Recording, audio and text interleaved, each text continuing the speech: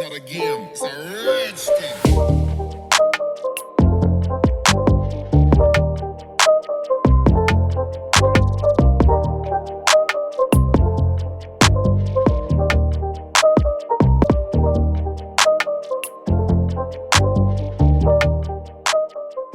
What's up, guys? Welcome back to my channel. My name is Shree Wallace and thank you for joining me. If you're new here and you like what you see, hit that subscribe button and that like button and share with your friends, and leave a comment for me down below to let me know if you enjoyed this video. And if you're an OG here, you already know what to do. Hit that like button and of course leave a comment for me.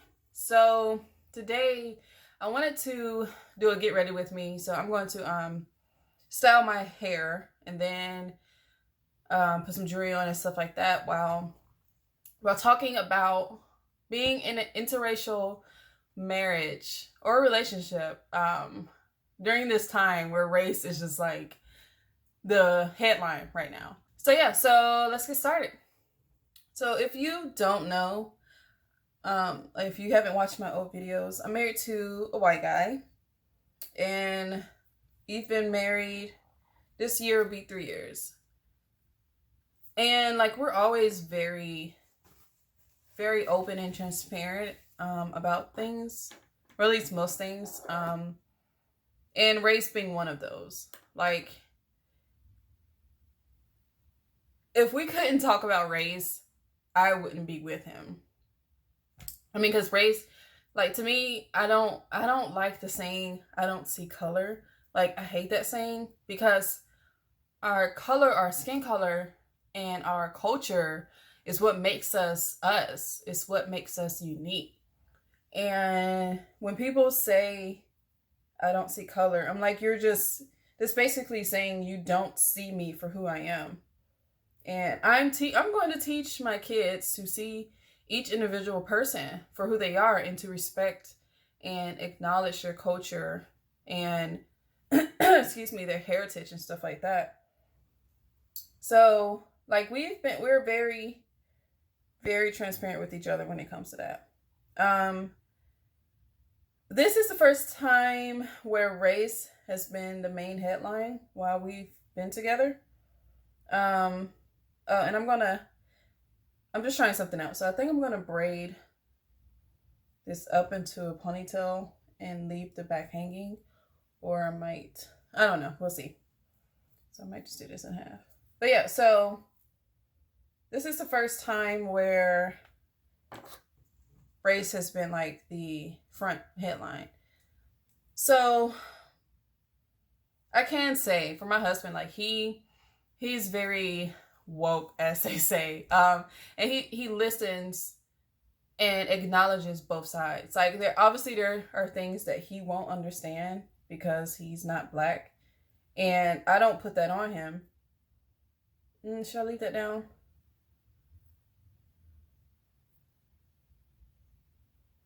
Hold on.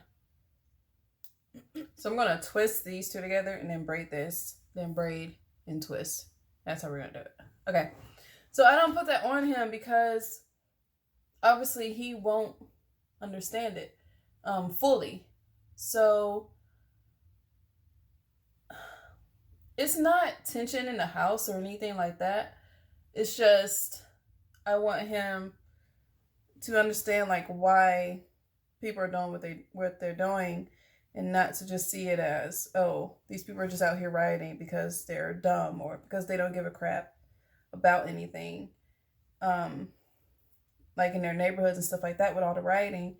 And like, we all know that there's rioters and there's protesters, but when you have other races looking in, it's like we're doing everything, which we aren't.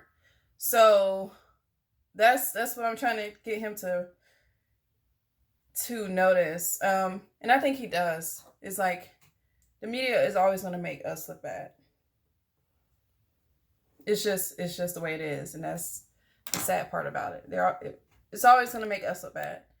So when there's peaceful protesting and stuff like that, they don't show that because that's making us look good. We don't want to make us look good. Like, they don't want to make us look good. So, like, So yesterday or the day before, we were talking about affirmative action and how it affects people of color. Um, he doesn't agree with it. I agree with it to a point because I feel like, and I'm just keeping these here to hold it. So I twisted this and I braided that. So he doesn't feel like it's something that, I'm not going to say not fair, but he feels like if we discriminate, and he's saying his race, if they discriminate because of race, then that's racism, and it should be the same. It should be held to the same standard as hiring somebody just because they're black or brown or whatever. And I was saying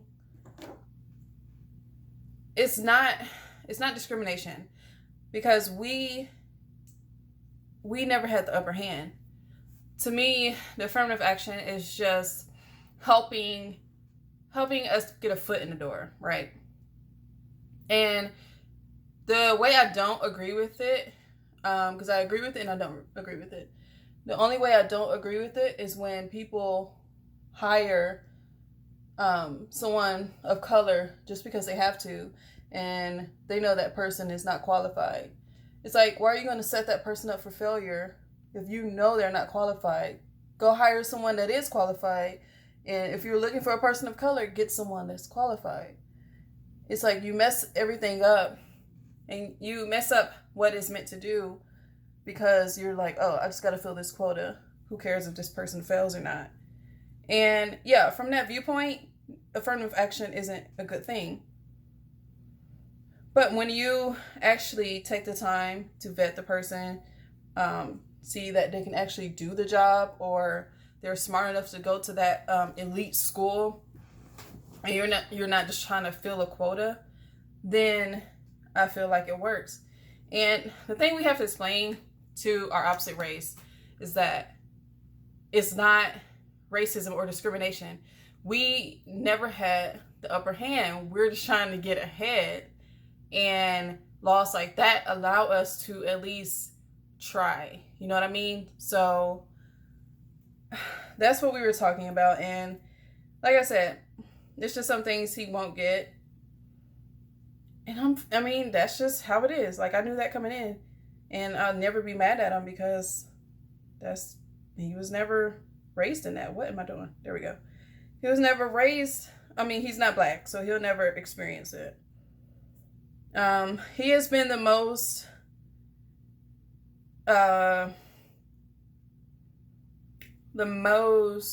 supportive during all of this, because I've been upset, I've cried, I've been angry.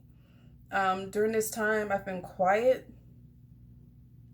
and because, like, I'm just tired. All this stuff is happening too much, and then we keep seeing it over and over. Even after all the marches and stuff like that, the past couple weekends, we keep seeing this over and over, and it's like, when does it stop? So he's been, like, extremely supportive, and I don't know. I couldn't ask for a better spouse during this time, because even if he doesn't understand, like, why we're all so upset, well, obviously he understands why we're so upset, but doesn't understand the other things we talk about, like systemic racism. You're not going to get it unless you've felt it, or it influenced or impacted your family, even past generations. So he's been very supportive, and he's been open and listening. That's all I ask for, is like, just listen. So during this time, like, it really, with all this going on, it shows true colors, like people's true colors. Because I've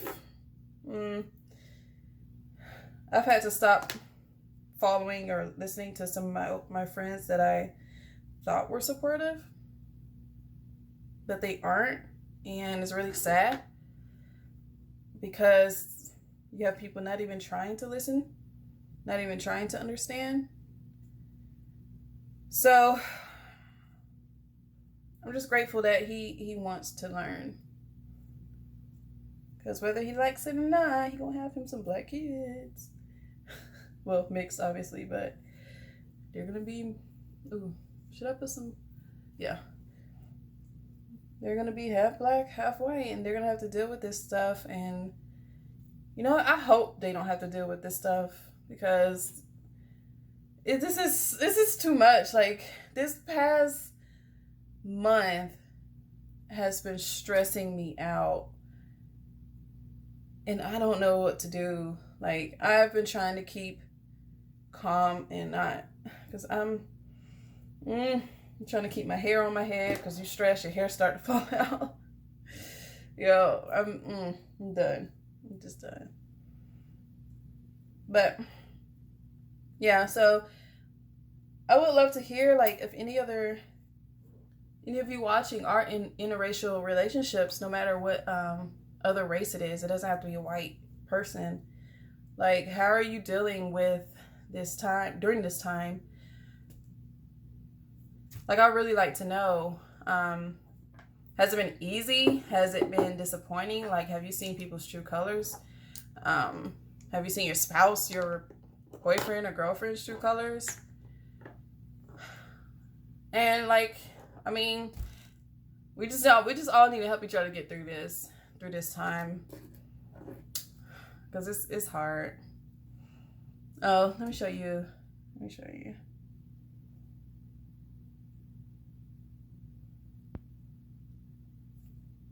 And the frizz and stuff, I'm not really worried about, because this is like day 4. Yeah, I think it's day 4 of having these twists in. And I've been wearing ponytails a lot, so it's been pulling, you know, the root is getting more loose. And I put that in the wrong hole.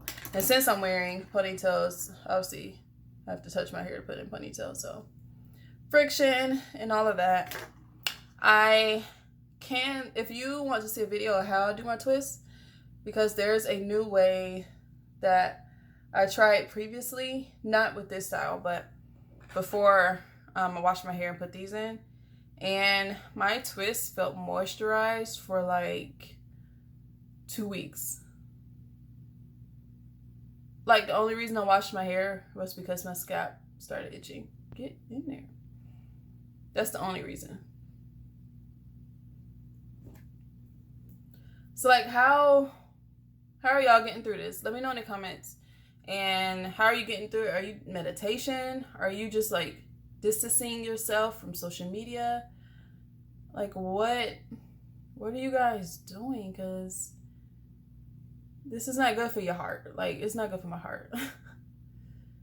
Ow. Is my ear swollen? Okay, that hurts. So, I guess I'm not wearing my studs.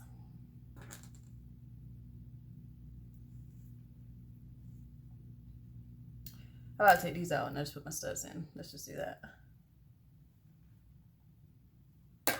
I have a video coming out showing how to keep your twist moisturized throughout the week.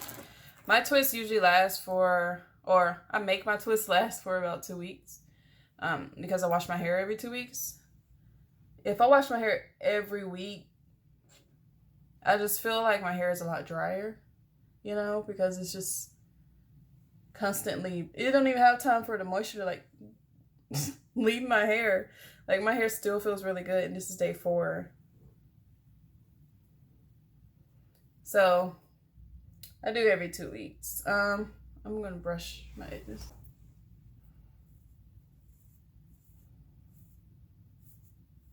I don't have anything on here. I'm just brushing to get them in line because they tripping. I don't really use edge control anymore because it just, I don't really care if my edges are laid. I don't really have really short edges, so it kind of just goes with my hairstyle because they're long enough. I don't know if that made sense. That made sense in my head. So I'm actually gonna put some nail oil on my hands. on my nails. Words. Nail oil on my nails. This is what I use, if I can focus. There we go. This stuff is actually really good. Like, I use it on my toenails, like when I'm wearing heels and I don't want to put nail polish on.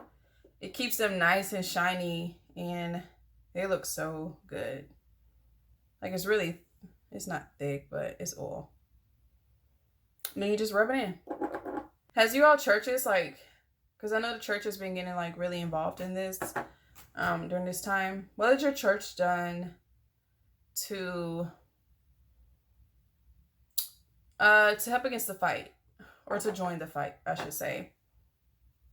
What has your church done? Let me know in the comment section, because I know my church, they're trying to figure out ways they can help in the community, ways they can fight against injustice, and not just on the pulpit on Sunday. You know what I mean? So what ways are they doing, you know? Besides praying. Like, we're all praying, so like besides that, I went to the March on Atlanta last Friday, and it was a group of churches that put it on, and it was really good. Like, they had a small concert before. It was like praise and worship, basically, before we all started, and then we marched to the Capitol. And it's funny because, like, okay, so we're marching to the Capitol, and where I was in the group I was with, we're like in the back. So when we got to the Capitol, everybody that could fit inside the gate, they got in there, but we were all the way in the back, so we came too late almost, so we couldn't hear anything they were saying over the the speaker thing they speak out of. What's the word? We couldn't hear anything they were saying, so we're just kind of like standing there like, we don't know what's going on, because they were supposed to be praying and supposed to be, I don't know what they were supposed to be doing, or we were supposed to be doing. So we just started walking back. It took like 30 minutes to walk from Centennial Park and to the Capitol. And we just started walking back. We were like, we can't hear what they're saying anyways. We were tired, we were hungry. We're not good protesters. We gave up too easily. And like, we just walked back. So But we marched, okay? We marched, and it was nice and peaceful, and I really enjoyed it. That was like my first march, so 2020 is the first of many. Okay, so my nails, basically you just rub it in. Yeah. And they make your nails look like that nice clean white nail, like, you know, white, I don't know words. They look nice and clean. They look healthy. So yeah, yep, like my little Killing It shirt. But yeah, so that's all I wanted to talk about today. Because I feel like people in interracial relationships don't get to talk to other people about it, what they deal with, because like we have the conversations people want to have with the other race. It's like we have it in our homes daily, and I just feel like it has to be brought to the light. It's like we have to fight that daily battle with race every day. Either it's fighting against other people because they might not approve or whatever, and they have their own little judgments about it, or it's fighting with each other, not fighting, but having conversations with each other, trying to get your point across or how you see things as far as race goes. And luckily, we're on the same page. Him and I are on the same page as far as race, because obviously, if he ain't like black people, or you know, we wouldn't be together. So, but yeah. So thanks for watching. I really hope you enjoyed this video. Don't forget to like, comment, and subscribe. I'm sorry, I'm moving around right here, but don't forget to like, comment, and subscribe, and let me know what you thought of this in the comment section, and answer some of those questions that I had for you previously in the video. So I'm so glad you stayed. Like I said, hit that subscribe button and share with your friends. Peace.